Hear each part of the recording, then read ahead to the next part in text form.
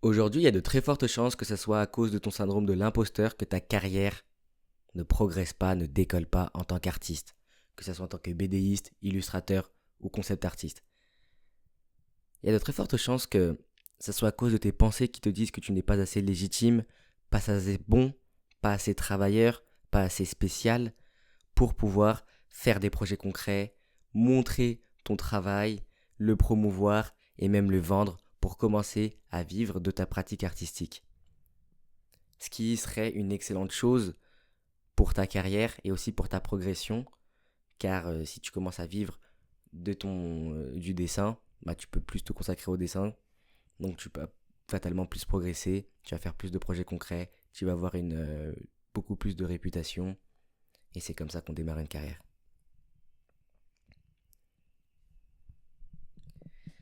J'aimerais te parler de ça aujourd'hui parce que pour moi c'est crucial, pour moi c'est comme je l'ai dit, c'est vraiment ce point-là qu'il faut soigner en tant qu'artiste et que j'essaye pour ma part de soigner tous les jours. Parce que ce qu'il faut se dire, c'est qu'on a tous des ambitions, on a tous une vision de l'artiste qu'on veut être, de ce qu'on veut faire avec notre art, de qui on veut émouvoir, de, de combien de tomes on veut faire si on est mangaka, de je sais pas moi, de quel jeu vidéo on veut, pour quel jeu vidéo on veut travailler, etc. Mais ce qu'il faut savoir, c'est que toute cette vision-là que t'as et que j'ai et qu'on a tous en tant qu'artiste, bah, ça va pas venir tout seul. Ça va pas se faire comme de par magie. Ce sera pas juste en dessinant, en faisant nos petits exercices de perspective, en faisant nos petites illustrations, en faisant nos petits chara-design dans notre coin, que comme ça par magie, Hollywood va venir frapper à notre porte, Marvel va venir frapper à notre porte. Nos 10 tomes de manga vont apparaître devant nos yeux et vont se vendre à des milliers d'exemplaires. Qu'il y aura un animé adapté. Ça va pas se faire comme ça. Au bout d'un moment, il faudra ouvrir des portes, enfoncer des portes et se montrer présent et visible aux yeux du monde et commencer à prouver sa valeur au monde.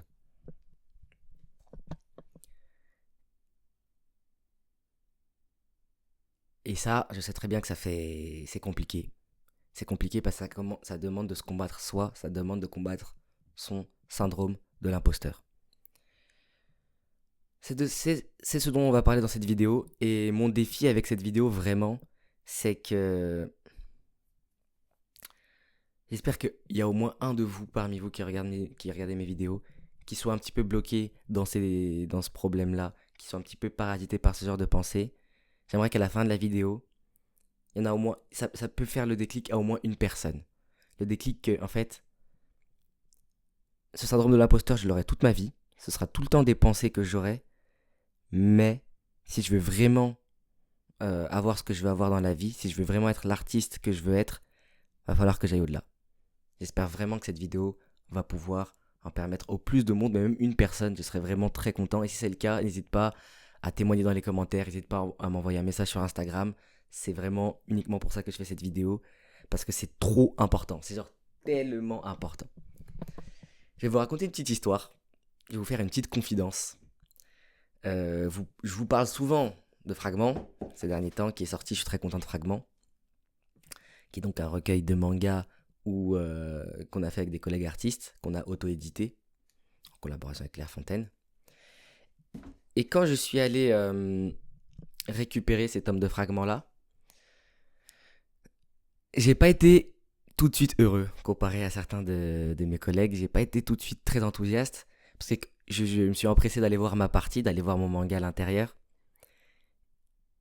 Et là, il y a eu vraiment des pensées qui m'ont envahi en mode mais putain, mais c'est trop nul, mes dessins sont pas aussi ouf, ma mise en page elle est pas aussi ouf, j'ai fait plein de petites erreurs, plein de petits trucs, j'étais pas fier de moi. Et j'ai eu ces pensées qui m'ont un petit peu étouffé l'esprit. J'étais un petit peu à l'écart, tu vois. Je lisais mon truc et j'avais les sourcils froncés. À chaque page que je tournais, je voyais un truc qui allait pas. Je me suis dit mais comment j'ai pu vendre ça. Là je vais plus en parler, c'est bon, le truc est fini, il est sorti. On va plus en entendre parler, je vais passer à un autre projet parce que là c'est chaud. Et ça m'a duré 10-15 minutes. Puis après j'ai pensé à autre chose, etc. Et finalement, j'ai ramené le tome dans ma famille, je l'ai présenté à ma mère, à mes frères, etc. Et ils étaient extrêmement impressionnés parce que ils étaient vraiment extrêmement impressionnés. C'était en mode, mais waouh, t'as fait ça tout seul, on dirait Akira Toriyama. Il y a mon petit frère, par exemple, il a 11 ans. Il joue avec ses amis sur Fortnite et il montre, du coup, fragment en appel. Il fait un appel vidéo à ses amis, il montre fragment. Il dit, à votre avis, c'est qui l'a fait et tout. Et ses amis disent, non, c'est Akira Toriyama, c'est nanana, nanana. Il montre mes planches et il dit, non, c'est mon grand frère. Et là, ils sont tous en mode, ah, mais ton grand frère, il fait ça, là, là, mais on dirait un manga, etc. Et plus généralement, quand j'en parle, et même quand je vous en parle, etc., je vois beaucoup d'émerveillement, beaucoup de ouais, d'émerveillement dans les yeux de ceux à qui je présente fragments. Et, et là, quand même, j'avoue que ça fait du bien, tu vois. C'est vrai qu'on fait de l'art pour nous, mais on fait de l'art aussi pour le transmettre et le partager aux autres. Et à froid, du coup, un jour après, je me suis mis à relire mon histoire. Et à tête reposée, j'ai trouvé ça franchement pas mal.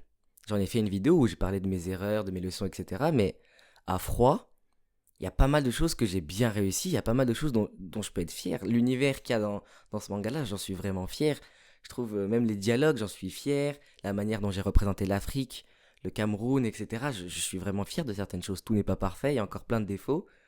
Mais maintenant, je le vois plus comme des choses que je vais améliorer pour le prochain et j'ai encore plus envie de faire le prochain parce que au final, il y a que du positif et ça fait plaisir aux gens et ça fait même dans mes commentaires je le vois il y a plein de camères comme moi qui sont extrêmement fiers pour moi, etc. Donc c'est génial. Donc là où je veux en venir avec cette histoire, c'est que vous n'êtes pas le seul ni le meilleur juge pour juger de votre travail.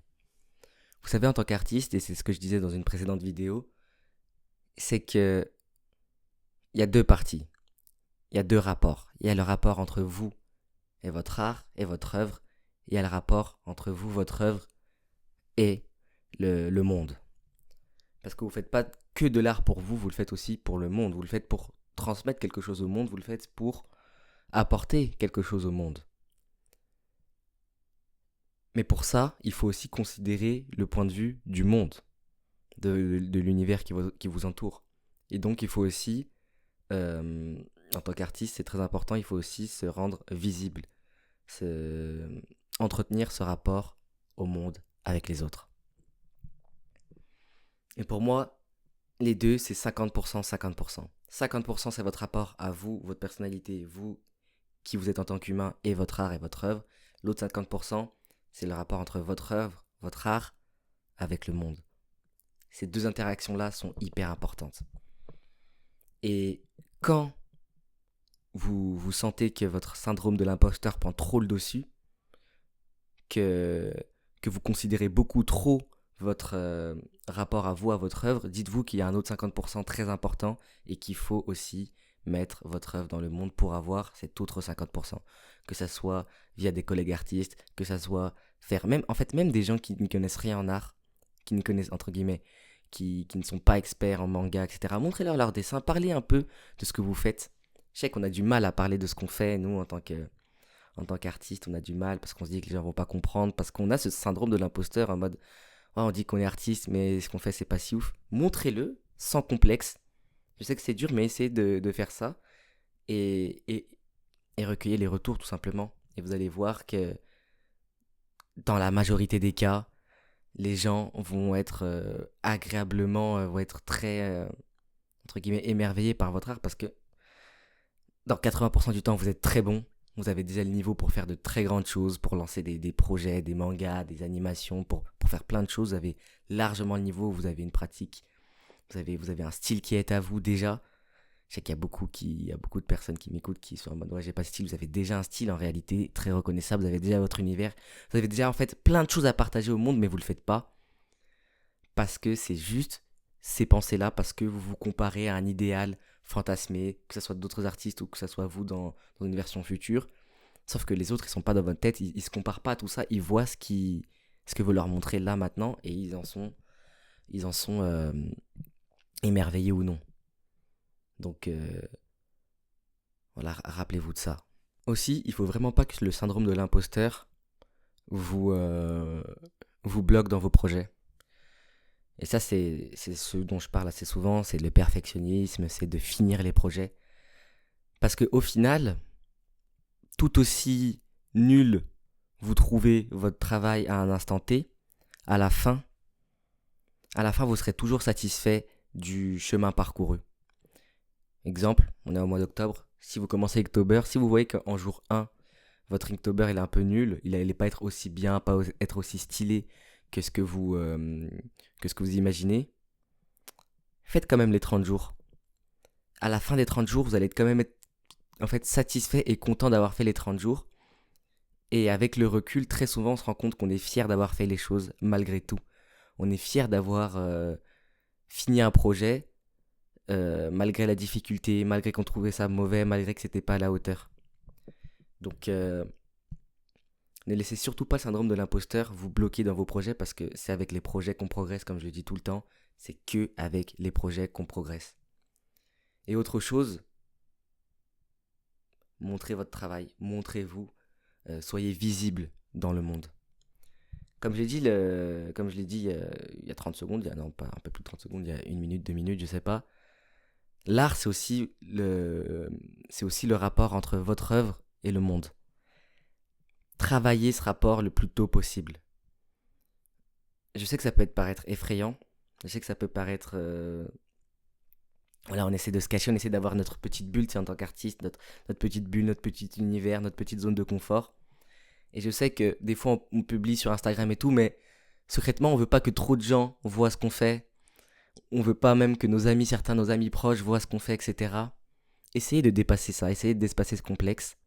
Bien sûr, il faut y aller petit à petit. Si vous avez aucune présence sur les réseaux, essayez de publier un dessin sur Instagram. Si vous publiez déjà quelques dessins sur Instagram, essayez de faire des réels où vous parlez, où vous montrez votre tête. Essayez de faire des vidéos YouTube où vous expliquez certaines choses, où vous expliquez votre processus, où vous expliquez vos inspirations. Euh, Après, l'étape d'au-dessus, essayez de demander, voilà, par exemple, si vous faites un manga, publiez votre manga, essayez de le mettre dans plein de groupes Discord pour demander des retours. Faites des vidéos dessus. Et le stade encore au-dessus, prenez des commissions. 80-90% des gens qui m'écoutent, vous avez largement le niveau pour prendre des commissions. Au début, prenez pas cher. Mais prenez des commissions. Si vous n'en avez jamais pris, prenez-en. Dites ok, j'ouvre mes commissions et partagez-les. Genre, envoyez des messages privés à tous vos abonnés. Dites je fais des commissions si ça peut vous intéresser, partagez-moi, etc. Pas pour l'argent, juste pour que vous appreniez à valoriser votre travail. Et pour que vous appreniez aussi qu'il y a plein de gens dans le monde qui mettent énormément de valeur à votre travail, plus que vous-même. Et après, le stade suivant, essayez de faire un projet, essayez de faire des campagnes, par exemple, Ulule, pour financer ce genre de tomes. Euh, Essayez de augmenter vos prix. Le truc, c'est pas l'argent. Le truc, c'est vraiment essayer de mettre de plus en plus de valeur à votre travail. Et je sais que c'est compliqué, c'est pour ça que je vous dis, commencez petit, commencez un step par step. Si vous n'avez jamais posté sur Instagram, postez. Essayez de publier. Et c'est juste un travail simple. Commencez très simple. Par exemple, un truc que vous pouvez faire dès maintenant. Je suis sûr que dans votre entourage, il y a des personnes qui ne savent pas que vous dessinez ou qui n'ont jamais vu vos dessins. Ou en tout cas vos derniers dessins, vos derniers projets. Prochaine fois que vous allez les voir, que ce soit amis, famille, etc., parlez-leur-en. Parlez-leur-en avec véhémence, mettez-les en valeur et expliquez pourquoi vous avez fait ça, qu'est-ce qui s'est passé dans votre tête, c'est quoi vos inspirations, pourquoi vous avez voulu représenter tel type de truc, qu'est-ce que ça vous inspire à vous, etc. Et écoutez, et regardez la réaction et regardez ce que cette personne va vous dire. Généralement, ça vous donne énormément de confiance, énormément de boost de confiance. Et ça vous montre en fait que ce que vous faites a de la valeur. Généralement, des fois, oui, c'est vrai, on a besoin que les autres nous rappellent notre valeur. On a besoin que les autres nous valident aussi. C'est important, même si le plus important, c'est de valider par soi-même. Des fois, on a besoin aussi que le monde nous valide. Et paradoxalement, pour que le monde nous valide, il faut qu'on se valide nous-mêmes. Quand je vous dis parler de votre art, c'est pas en mendiant. C'est pas en disant mais ce que je fais c'est trop nul, mais essaye de voir. Non, c'est en disant bah moi j'ai sorti un manga par exemple. Voilà, c'est un manga, c'est une espèce de tranche de vie dans un univers fortement inspiré par l'Afrique centrale, l'Afrique de l'Ouest, où on suit deux sorciers qui vont combattre des maléfices pour se faire un peu d'argent. Voilà, c'est super bien, c'est rafraîchissant, les dialogues ils sont bien, c'est drôle, etc. Je mets en avant le truc. Pareil pour vos dessins, pareil pour tout. Et c'était essayer de le mettre en avant. Je sais que c'est pas facile, mais c'est game changer. C'est vraiment game changer. C'est carrière changer. Si vous faites ça, vous allez voir que pas mal de choses vont se débloquer. Et j'aimerais vous dire une dernière chose qui va peut-être vous effrayer, mais qui est très réelle. C'est que si aujourd'hui vous combattez pas, vous essayez pas de tout faire pour combattre votre syndrome de l'imposteur, et essayer de vous valoriser et à commencer à vivre de votre pratique artistique, ça va jamais arriver tout seul, et vous allez vous retrouver dans 10 ans, 20 ans, 30 ans dans la même situation. Vous aurez un niveau de dessin de malade, vous serez toujours insatisfait, sans projet, sans rien à vendre, sans aucune visibilité sur les réseaux, et vous serez totalement coincé. J'en connais pas mal. Pensez à ça. Pour rester dans le thème de la vidéo, fragment donc, mon manga, qui est en réalité un recueil de mangas fait avec 5 autres collègues artistes, est totalement disponible. Vous pouvez désormais l'acheter sur le site. Je vous mets le lien du site en description. Si vous m'envoyez un petit message privé sur Insta, j'ai un code promo pour vous.